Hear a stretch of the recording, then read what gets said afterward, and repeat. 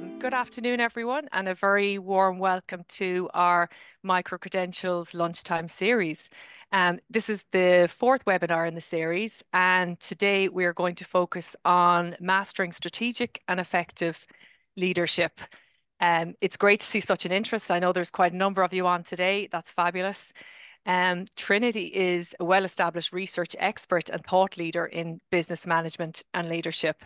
So first I'll introduce myself. My name is Fiona Gamble, and I'm the project lead here in Trinity for Micro-credentials. So along with the Micro-credentials team, I support the academics and learners on their journey from A to Z, from application through to completion of their micro-credential. I'm delighted to be joined here on our panel today by Melissa Sayer. So Melissa is course director on our very successful micro-credential leading teams. Melissa has over 20 years business experience in multiple industries and senior and board roles. I'm also delighted to welcome Dan Rogers, who is our head of education at Portal, which is Trinity's gateway with innovators, entrepreneurs, and researchers.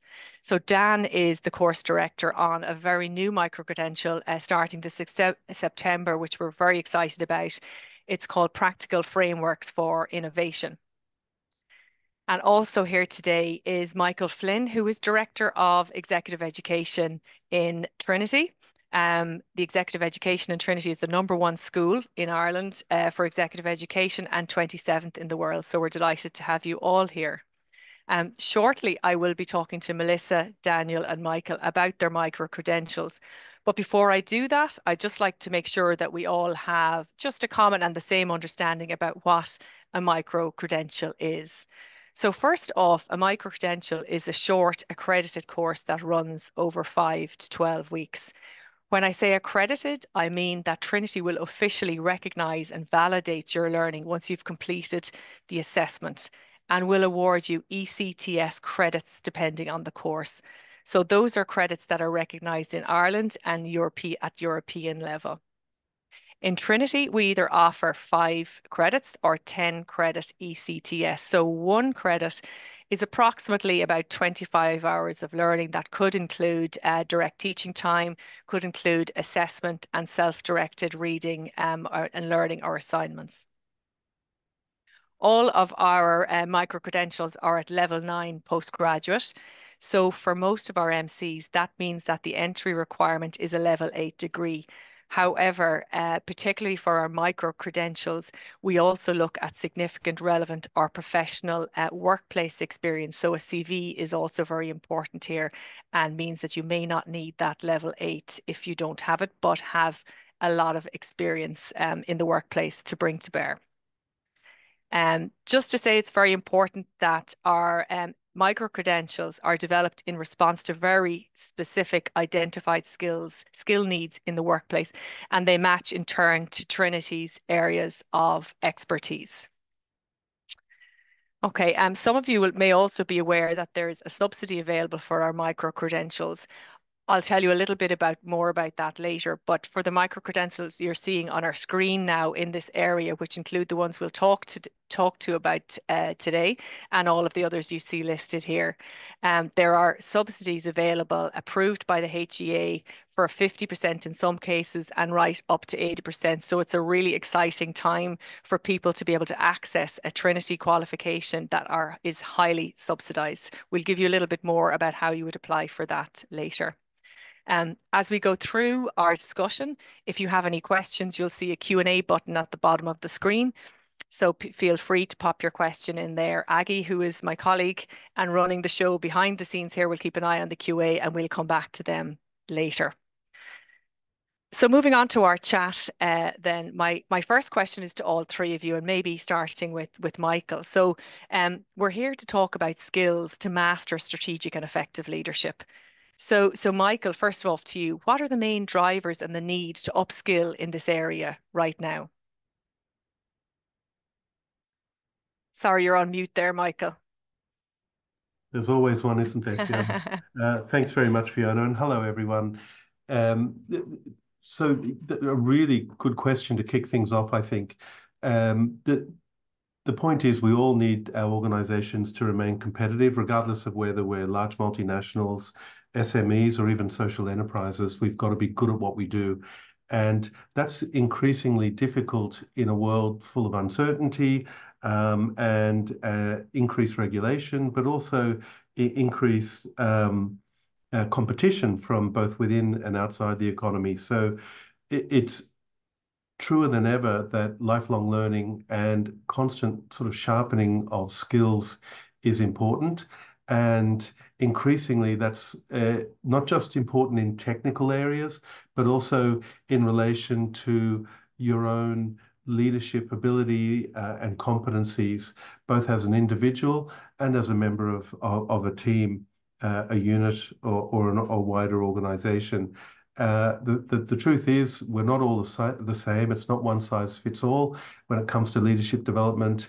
And so, we have a range of programs here that really challenge people to look at themselves and understand themselves around, a good understanding of self-awareness, but also then aligning themselves and their leadership style to what their organization is trying to achieve, so strategic objectives of that organization. So more than ever, I think, in a world where we need agility, we need the ability to be flexible, we need to be working with diverse groups of people and teams, wider stakeholders, not just within our organization and outside.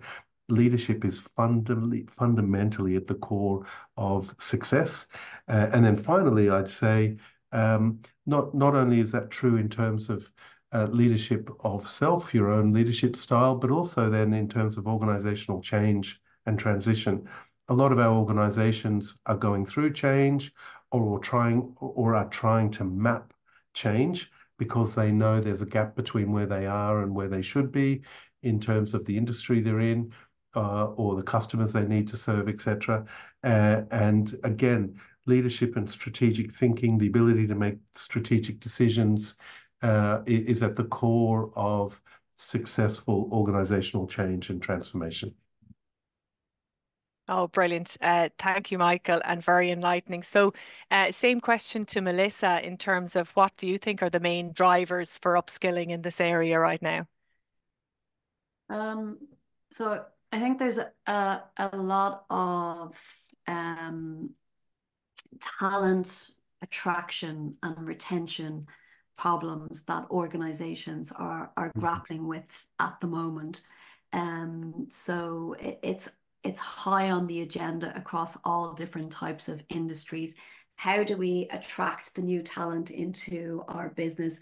Some of the talent that they're trying to attract into their business, the job specs haven't even been written before. That's the type of world that we're living in now, where you see, like, how would we even put a job spec together for this future need, this future skill, so that we can stay current on top of things like AI, digital integration, so on and so forth.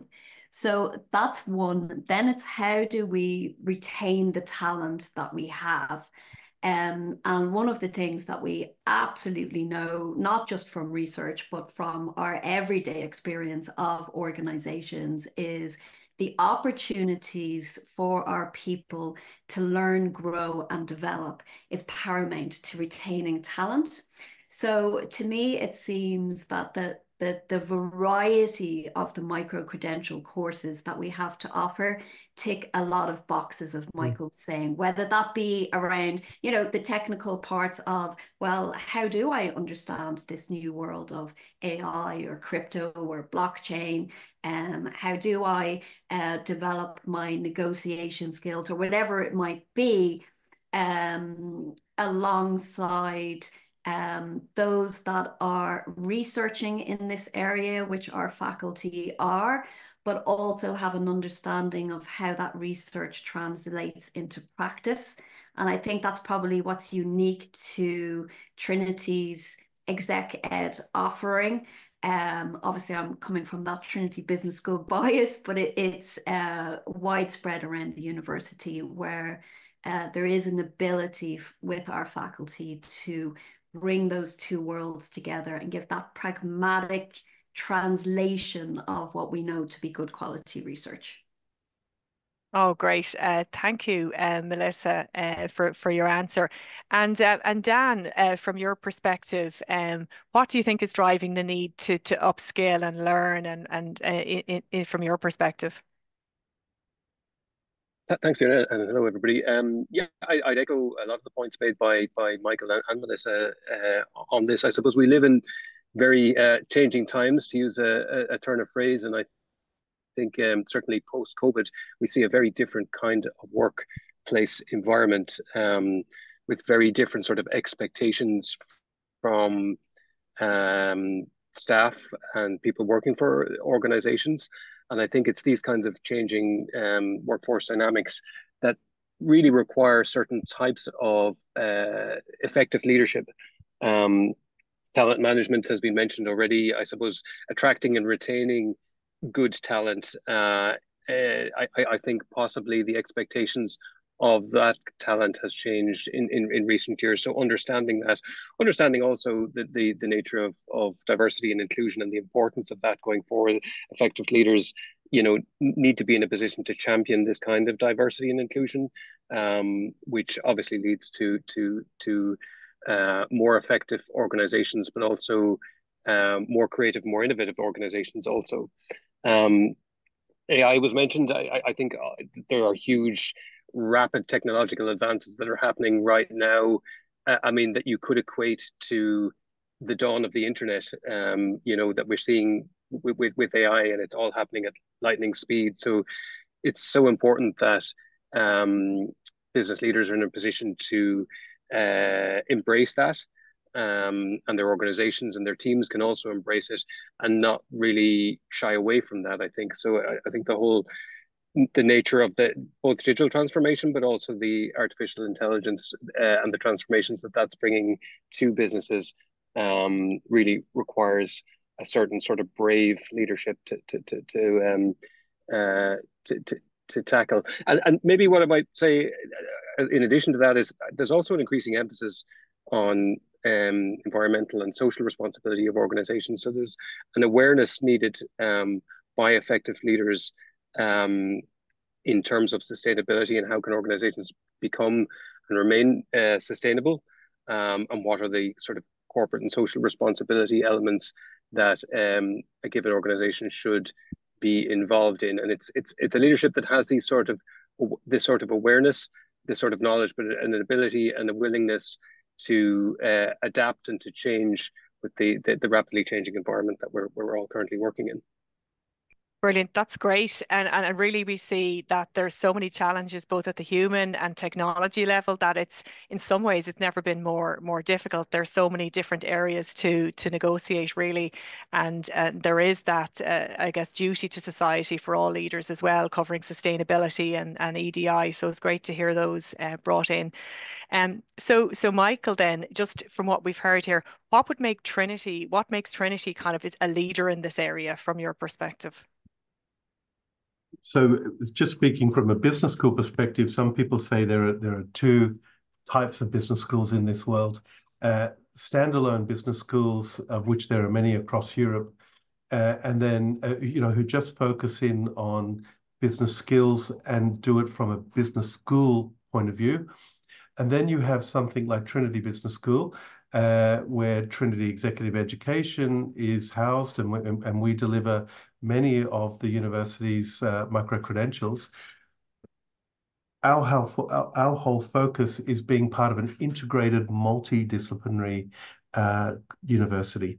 And so across our micro-credentials, to really be relevant and to really make sure they're giving people the toolbox and the frameworks and the skills that they require, or the ability to kind of tinker on themselves and develop their own leadership styles, etc. We draw upon colleagues, not just from our own faculty, but from a range of schools and faculties, across the university. And that's a real advantage to to people, given the world we're in today. I think it avoids being in a silo. It avoids a kind of a silo mentality. And, quite often there'll be a colleague from the School of Natural Sciences, in relation to or the School of Psychology in relation to a program on sustainability or ESG, and they'll bring an angle or a perspective that we go, wow. And, that's really interesting. And when that teams up with some of our experts, and then we also bring into that mix industry experts as well, you've got really a unique pool of people delivering cutting edge programs in areas that people need for their work today and tomorrow. Oh, brilliant. Thank you. And if we might move on to just the specific micro-credentials that Melissa and Dan are working on. So, Melissa, I know that, teamwork is seen as the bedrock of performance for any organization. So just tell us a little bit about your micro-credential and how this might address the needs and what I might be able to achieve, or what the impact in my organization would be. Yeah, I think this is an expression that I use that's generally makes Michael smile, around this idea of, teamwork is how things get done in organizations. And that's the perspective that I come at teams. It's, you hire in this really unique set of talent, and you've gone through that painstaking process of making sure that you've got the right person into the role. So the next thing you really want to do is make sure that you are leveraging that talent in the best possible ways. And teams are, they're the kind of stomping ground for that type of thing to take place. But we live in a different type of world now, where we're no longer members of just one team. We're members of multiple teams. Often those teams are dispersed in multiple different locations. We're all on potentially different working arrangements. So there's a complexity now within teams that some say was possibly always there, but increasingly so now in this post-COVID-19 world. There are different demands on team leaders. And one of the things that we tend to do in organizations is promote people into roles based on their technical skills. And then we say, and you figure out now how to be a leader, and you figure out now, what does good team performance look like? So that's kind of the genesis of the two programs that Michael and I worked on around putting out around leading people and leading teams. So one offering is around really allowing, especially those that have just transitioned into a new leadership role, to really think about and have the opportunity to speak with peers in the same situation. So that's what you find with the cohorts. It's kind of newly minted managers, or maybe they have a number of years experiences, and they're being put into that leadership role. So what are the skills? What are the competencies? What are the things that they might need to learn? And we have a focus on the different types of leadership styles, and inviting our candidates to think about leadership as a strategic choice, as opposed to it being something that's about, your personality and you are who you are, and helping them see those strategic choices and when they can pull on these different levers around their leadership. In the team context, then, we're really drawing on the signs of team effectiveness and helping team leaders understand how can they structure their teams for success. How can they set the team on a positive trajectory? Because in setting their team up on a positive trajectory, then what they are doing is freeing themselves up to do what they need to do in their roles. But also it's a much lighter touch type of leadership and coaching that's needed, because they've put the effort in to structure the team for success. And there's a science to that. There's also an art, but we start with the science. And what we know about good quality teamwork in organizations, and Dan will probably speak to this as well, is it's at the intersection of conversations on teams that innovation takes place. We know from the research as well that, you know, performing teams drive happier employees. Well, why would organizations care about that? Because happier employees drive greater productivity. So there's all these different strands that we know that, you know, I could go on about this for a long time, but I guess you might have to take the course to find out what the other benefits of good teamwork is. And that there are many different strands that we can pull on that we know really make a core difference, especially those organizations. And this is the last point I'll make, that not only are focused on productivity, which is important, but also are recognizing within that productivity, we need to ensure that we have a healthy workforce, that we also focus on well-being. And that is something that I'm very, very passionate about. So oh, brilliant. Thank you, Melissa. Fiona. Oh, brilliant. Thank you. And I know that just in terms of the way you're running your courses as well, that you look at different novel ways of doing it. And I know you guys very much focus on that peer-to-peer learning and networking and bringing people together, which is wonderful, I guess, from that perspective is where the magic can happen as well. So moving on to Dan. So from the innovation perspective, then it's something that every organization, whether they're 100 years old or a brand new business. So tell us a little bit about how your micro-credential can kind of make an impact and what kind of who should take your MC. Sure. So I suppose just following on from what Melissa said, our micro-credential practical frameworks and innovation focuses on key areas of design thinking, creative problem solving, and systems thinking, all of which by their very nature are team-based. And I think it's probably impossible to engage in any of them in, you know, solo or in isolation. So they're very much team-based activities that yield sort of innovative or creative outcomes. So design thinking is a user-centered activity, focuses on creative problem solving and innovation for specific challenges, and results in, I suppose, new products, new services, new approaches to processes. But it's very much a team-based activity. It's very much something that you ideally, when executed in its best form, is when you've got people in a room and you can create energy around an idea.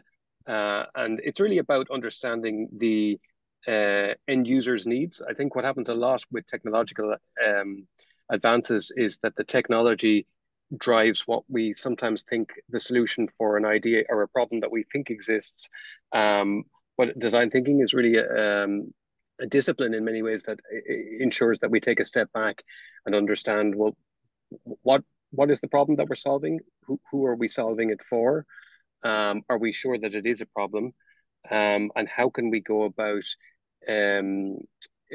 approaching a solution within certain parameters in a way in which we don't have to spend too much money or, you know, deploy too many resources, so we can prototype solutions to problems in a rapid way. Thus, then testing those prototypes and seeing if there's something that is actually of value and of interest to customers. So it's very much user-centered. Systems thinking, then, of course, is much more holistic and focused on really how different systems and complex systems and the interrelationships between them, the patterns, the dynamics within a given system. So it's about having a holistic view and understanding that sort of interconnectedness between, let's say, different disciplines, let's say different sectors, different sections of society, and how they all interact and impact each other. So I suppose it's my view that I suppose creativity and thus innovation comes about through that sort of cross-fertilization of discipline and ideas, which leads to sort of fresh thinking, and then ultimately, when implemented, leads to innovation. I think sometimes when people think of innovation, they think of the big innovations, you know, the big things that have sort of changed the way we live, or, you know, changed our society in some way. But actually, so much innovation is incremental. And it's, you know, looking at a given problem or process in a slightly different way and just augmenting it ever so slightly with the view to making it better or more efficient. And I think the beauty of both systems thinking and design thinking is that they are iterative processes, and they allow us to continually look at what we're doing with a view to innovating on that. And it's not something that it's not a one and done. It's very much both processes have sort of feedback loops built into them, so you're continually sort of reassessing your progress towards innovation. And I think that's something that we all need to do in terms of the organizations that we work for. But I would also say, as individuals, equally, some of these processes and frameworks can be applied to our careers. They can be applied to our own business, should we be an aspiring entrepreneur. There's many sort of applications. So we expect interest from sort of aspiring entrepreneurs for our micro-credential, but we also expect interest from people working within organizations who may or may not have a remit with respect to innovation, or may wish to move in that direction as well. Oh, brilliant. Thanks, Dan. I'm just looking at some of the questions coming into the chat there, and we have one just in terms of the direct impact, I suppose. If I'm working in an organization, I want to know, okay, if I do this course, what kind of immediate impact could I see in the weeks and months following? So maybe to give that one to you, Dan, as well, just to look. I've finished my micro-credential and I'm back at my desk. What's the impact? Absolutely. So I would actually start a little earlier than that. So if you're interested in the micro-credential, part of what we like to see with people coming onto it is that you've thought about how you might apply the learning from it. So in part, I would hope that people who take an interest will sort of have a particular goal in mind that they will bring on the program, and then they will use the learning from the program to progress that goal. And that can be different for different people. But knowledge, I suppose, of innovation frameworks is going to be beneficial within an organizational context in lots of sort of environments. If you're a service-based organization, if you're product focused, innovation is something that you do need to know about, and your skills, having up-to-date skills in that area, is absolutely going to help you. But in a broader sense, I would say, I mean, keeping skills up to date is important, but also thinking in terms of career advancement and thinking about building new sort of facets to your role, or pitching new facets to your role, or maybe there's an opportunity that you would like to go for within your organization and it has an innovation component to it. I think participating in a course like this will allow you to sort of upskill. I would say as well, it's also a very cost-effective way. A micro-credential is a really cost-effective way to actually dip your toe in the water, gain some skills and some learning around a particular area without committing to a much longer course. So I would say upskilling, but I'd also say career advancement would be benefits of taking a course like this. It really depends on the type of organization you're coming from and your own personal goals as to how you might apply it. Brilliant, thank you. And I'm just seeing a couple of other questions coming in there. Is assignment assessment mandatory? And just that the idea of a micro-credential is that it is assessed, and in order to get your credits at the end of it, 5 or 10, you would need to complete the assessment. But I know some of my academic colleagues here would tell me sometimes that's where the magic happens, is that when you actually have to apply it.